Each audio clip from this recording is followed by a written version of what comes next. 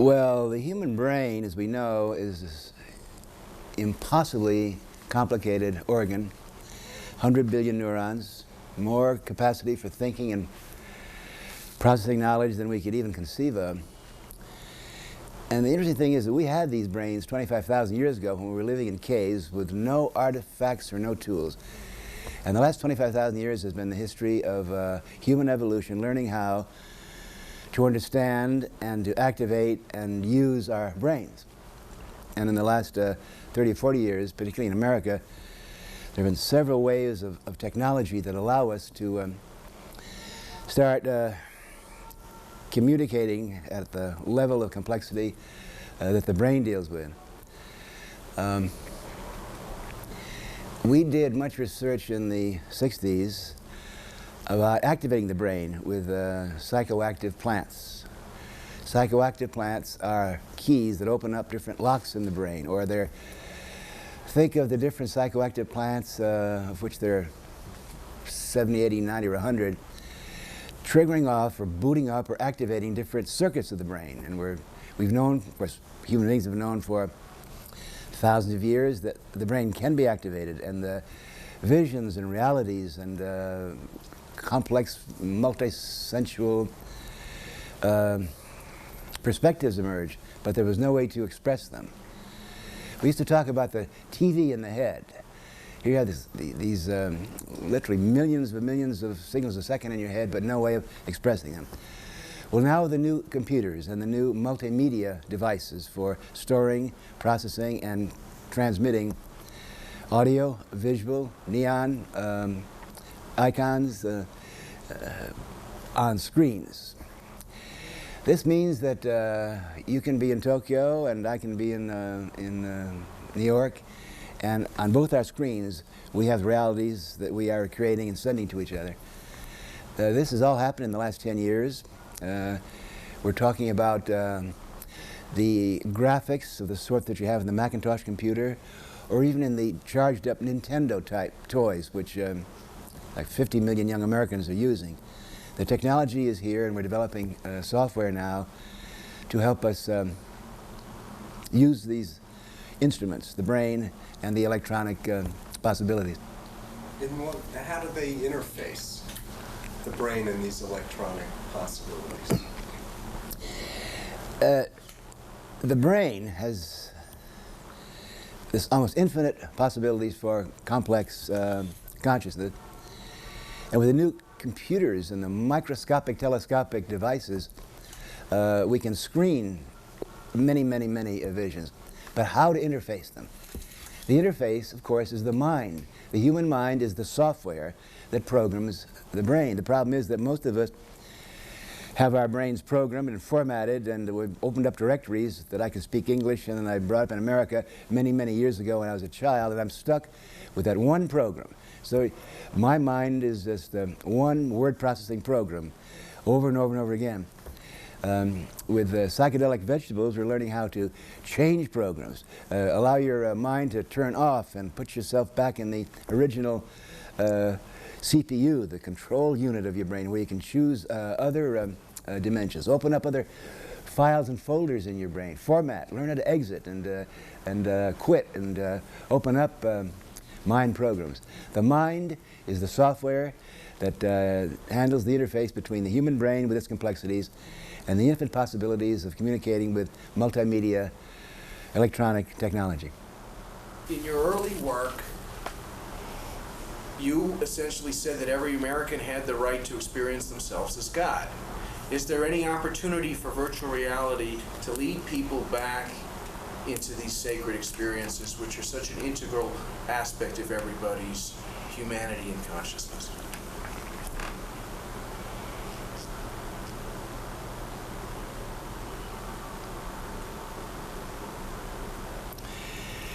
Well, this enlightening moment that people can have when their brain is booted up and activated, and the brain is kind of hitting our high RPM, that's realities per minute.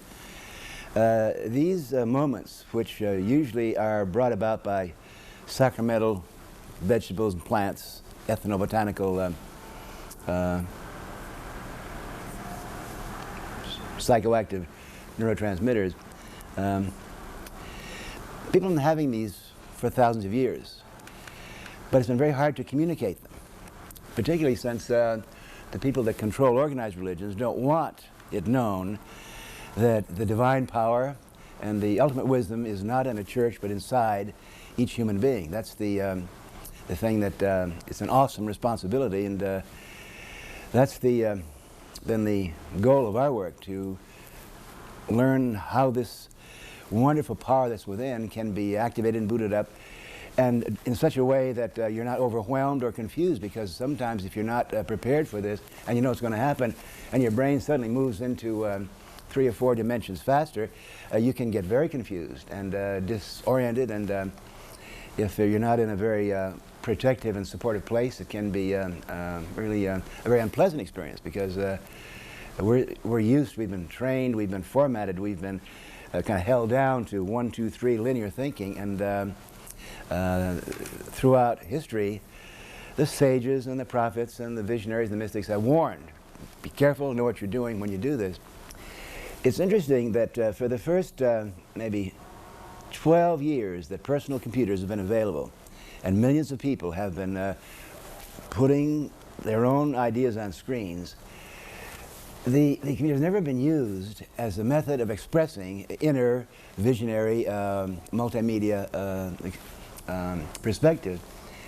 It's interesting that here's the screen where you can put anything on there, and most people put words, word processing, or they put numbers, or they put files, or they put funny little games where ninja warriors are Dungeons and Dragons. The reason for that is that you can only use the new electronic virtual reality techniques to create atmospheres or environments on the screen that are in your mind. In other words, you can only use virtual reality technology to go as far out as you've gone within. And if your life is made up of figures and numbers and file sheets and telephone reservations and all that, you're going to use this wonderful technology simply for that, the so-called desktop office. We're now understanding that we can use this technology, which MGM spends $50 million to create some weird multimedia, with a new Nintendo-type equipment. For $200, the young person in the inner city, totally deprived and unable to move around geographically, can now, on the screen, be creating different perspectives and communicating on telephone lines with other people. So yes, you can only go as far with this new technology as you have gone within in a spiritual way. Otherwise, you're going to be simply putting numbers and airline reservations on your screen. That's nothing wrong with that, but that's a good place to start, not a good place to stop. What does that mean that a Vedic sage would come up with if he was working with virtual reality? Well, I've often thought about that. I've said, if the Buddha were alive today, she would be studying microgenetics and the creation of electronic realities. There's no question in my mind that we're simply carrying on the oldest tradition of the human spirit. Go within, find the glory, find the complexity, find the message there, and then try to express it. In the past, great painters like Hieronymus Bosch have done it. The great mythic canvases of Hinduism and the Bhagavad Gita and all these different forms of Kali and Shiva, yeah, they've done it.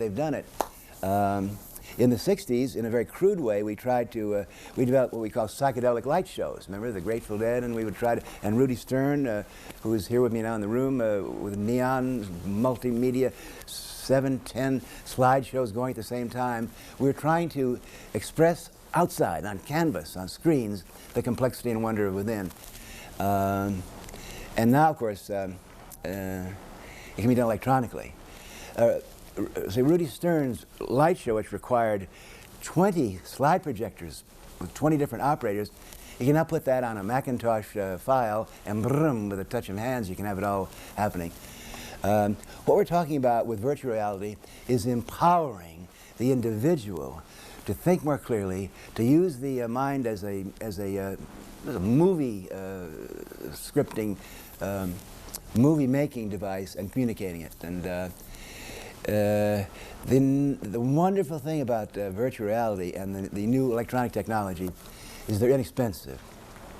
Every 18 months, Japanese electronic technology, every 18 months they come out with a new generation of appliances that are 50 times more powerful than the last ones, 10% the size, and 10% the cost. And in another 18 months, they'll be doing it again. This is empowering the individual to do what we always wanted to do, to express what's in our minds and in our visions, and to communicate it at the speed of light on telephone lines. Turns out that electronic technology is very, very inexpensive. Digital signals are the fastest way to move your ideas around instead of putting your body in a plane or instead of shipping or even cameras. So yes, it's the yoga of the next 10 years is going to be fast, very inexpensive, and wild. Wild, cheap, fast, and zooming us together and upward, and so I'm just babbling around. I got a few sentences before, okay?